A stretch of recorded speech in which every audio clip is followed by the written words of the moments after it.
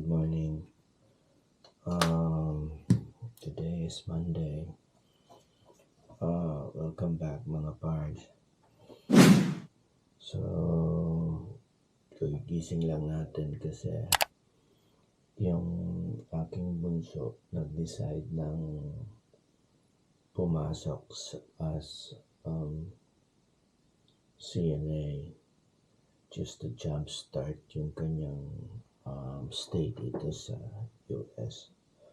So, the time is 5 a.m. in the morning. At ang pasok niya is 8 o'clock. So, mag-prepare pa tayo. So, samahan niyo lang ako ngayong araw na to.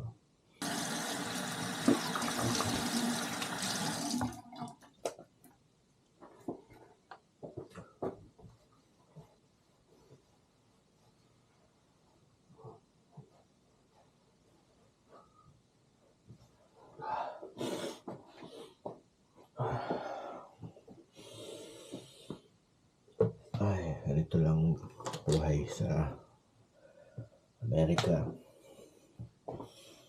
So, ngayon, ang dumating na pala yung ating SS number. So, naka-secure na tayo ng SS number. And then, nagpunta tayo, sinamahan kami ngayon. Sinamahan kami ng kapatid ko na kumuha ng bangko.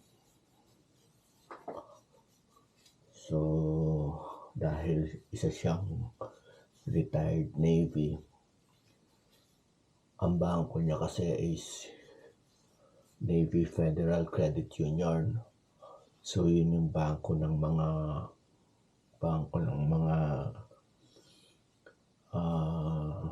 military. At pwede silang mag-sponsor sa mga family members. So, doon din niya kami sinabihan na mag-deposit ng bangko. So, para yun ang magiging debit credit namin. So, para makapag-put up ka nun, kailangan mo lang sponsorship lang. Parang sa tingin ko hindi lahat pwedeng makapunta doon. Kailangan i-sponsor ka lang ng depositor. Karamihan ng mga depositor doon is sundalo. Tapos kailangan mo ng 2 copy ng iyong billing statement. So, ang ginawa naming billing statement is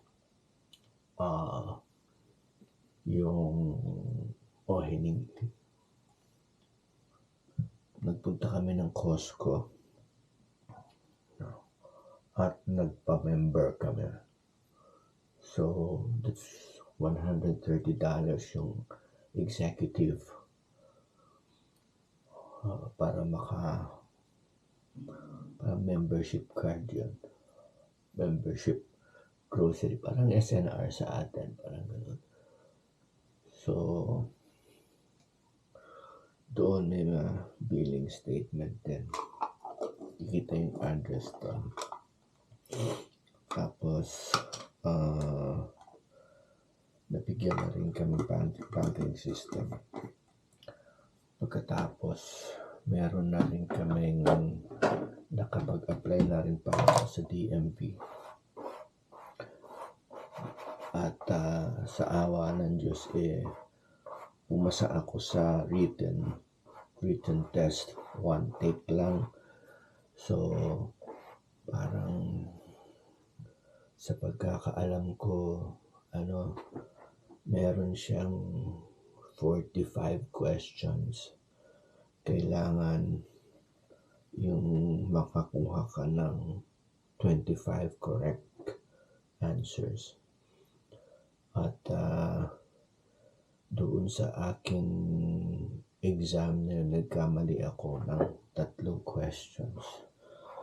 Ang isa sa mga naging mali ko, yung amount of alcohol na pwede mong intake para allowed ka pa rin mag-drive.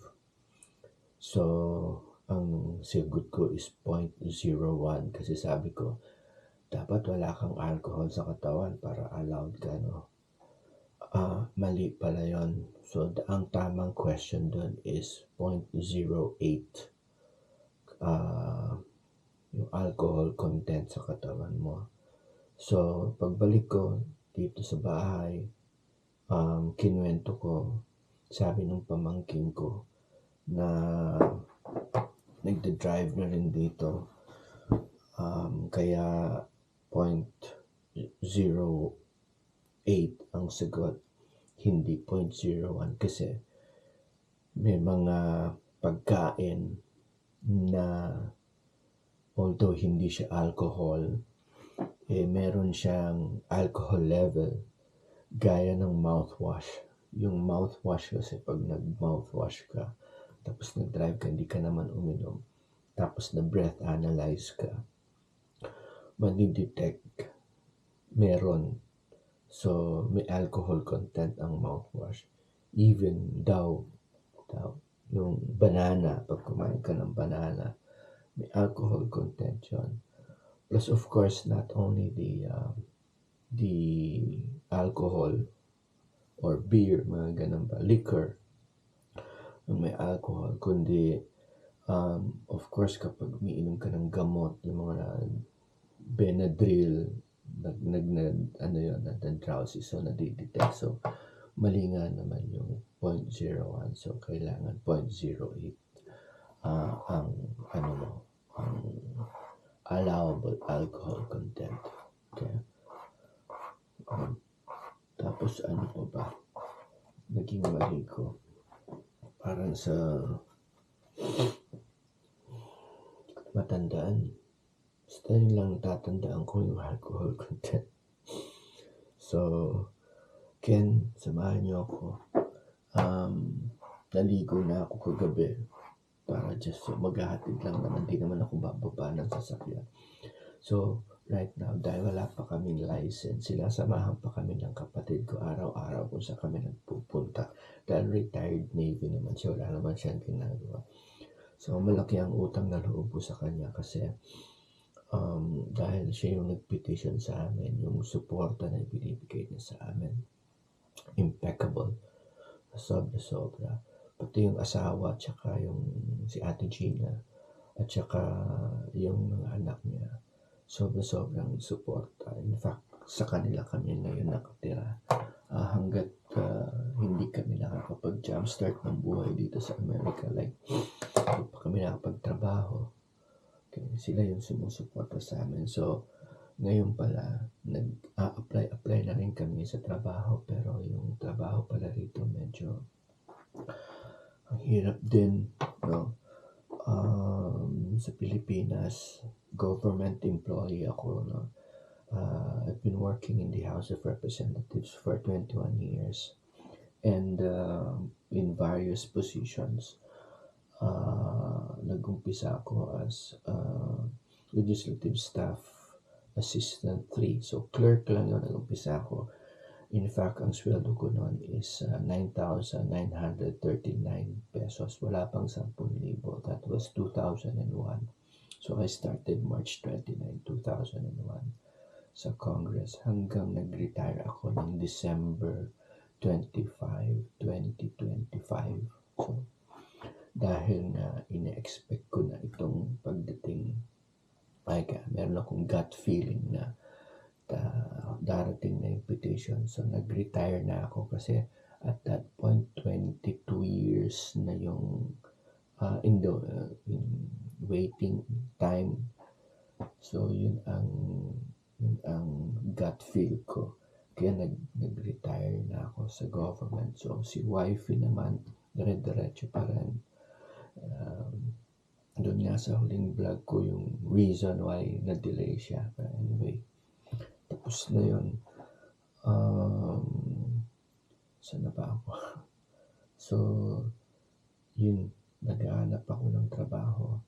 Dito ngayon, online naman ang paghahanap ng trabaho at ini-email ka naman. So, again sa Pilipinas, in various positions yung mga naging chief of staff ako ng mga congressmen, no? At nalipat din ako sa Department of Environment and Natural Resources.